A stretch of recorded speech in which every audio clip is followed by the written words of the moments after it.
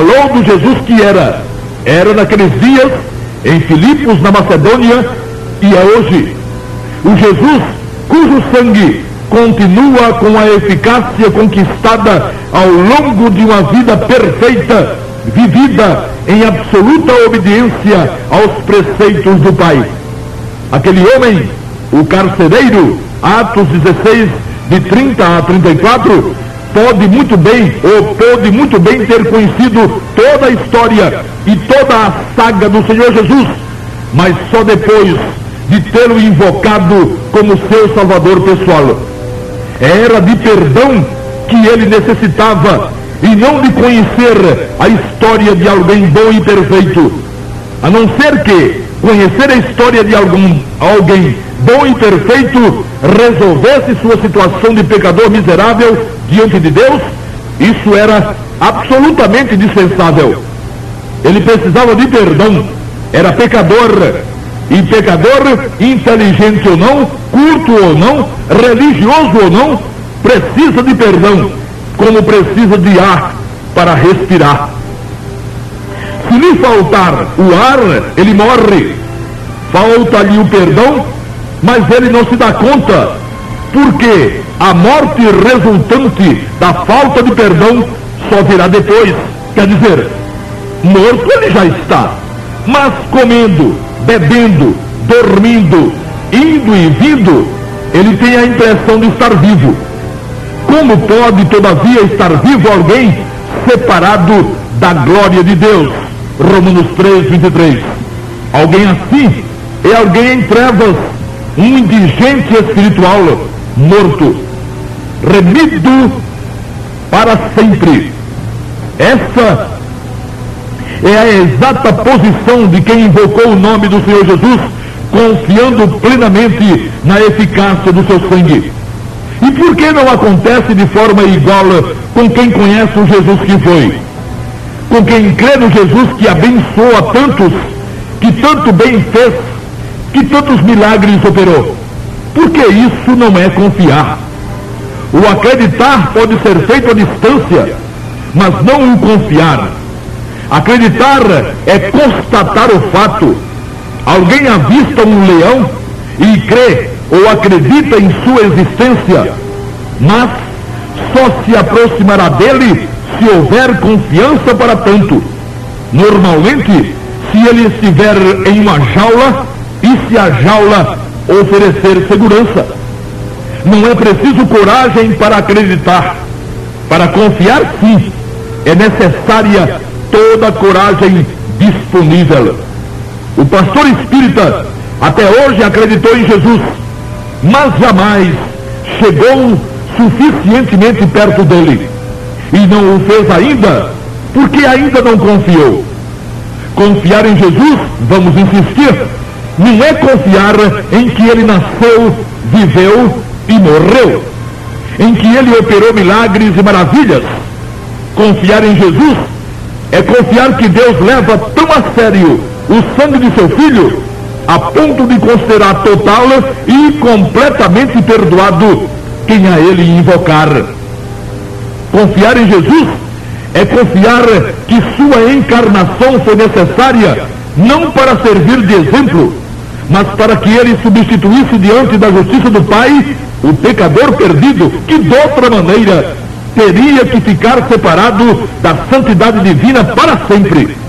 Imagine-se então o perigo que corre quem só conseguiu acreditar no Jesus que foi.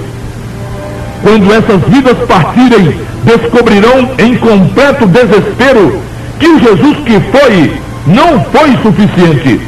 Seus ensinos, seu exemplo, seu amor, sua misericórdia, todas essas virtudes amadas, desejadas e defendidas por aquele que partiu, não tiveram como salvar e não puderam salvá-lo. Faltou a virtude, o poder e a eficácia do sangue. A vida de Jesus que salva não foi a vida vivida na prática do bem, a vida exemplar, a vida insuperável, mas mantida no corpo. Jesus poderia até hoje estar vivendo aquela vida e não haveria um só remido, em lugar nenhum. A vida de Jesus que salva é sim a vida vivida em perfeita obediência à vontade do Pai, mas depois entregue pela vida imperfeita de pecadores.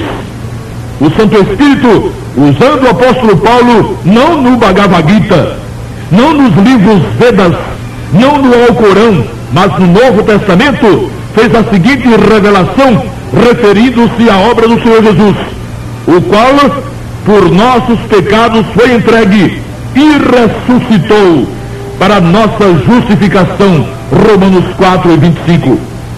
Se as virtudes do Senhor Jesus tivessem ficado com ele mesmo, em nada resultariam para a salvação de ninguém. Quando ele derramou sua vida na cruz, deu ao Pai a condição de perdoar sem macular seu perfeito caráter. Uma vida perfeita fora oferecida em substituição a vidas imperfeitas que de outra maneira teriam que continuar imperfeitas.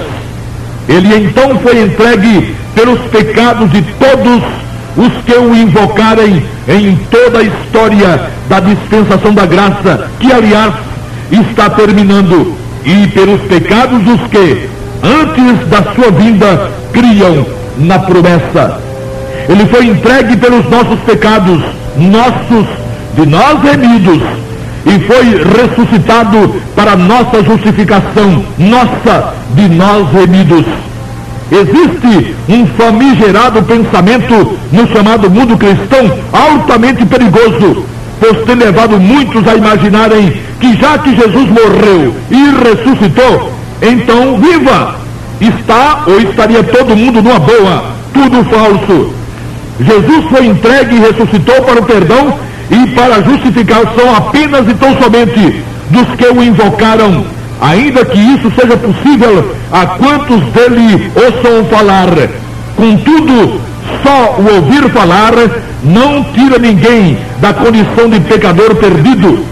E alguém pode estar rodeado de todos os santos do universo, que ainda não terá nada, se não tiver os efeitos do sangue de Jesus. E os que esperam pelas reencarnações, em ser agradáveis ao Todo-Poderoso pela guarda do sábado ou do domingo, por serem devotos de Maria e coisas que tais, vão ou irão ficar esperando, mas receber que é bom, não receberão nada, a não ser o que merecem os pecados de cada um. Quem é Jesus para você, caríssimo ouvinte? O mestre por excelência, um tremendo bom caráter, Deus em figura de homem, um exemplo de vida.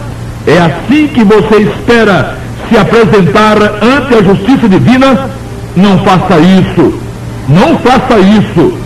Pondere por um momento, nem que seja por um momento. Ele, Jesus, precisaria morrer se seu exemplo, seu caráter, seus ensinos, quando ditados e seguidos, conseguissem salvar. Por que morrer se ninguém conseguiria matá-lo? Se ele mesmo ofereceu-se para ir à cruz?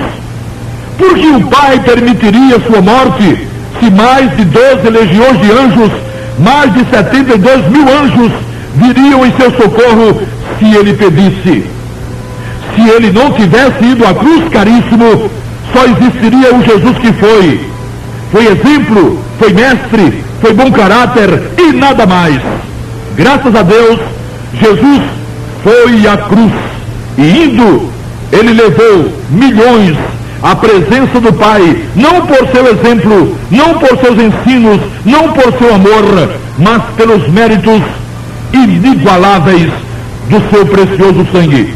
Invoque o nome do Senhor Jesus e seja salvo pelo Jesus que é e será para você eternamente. Amém.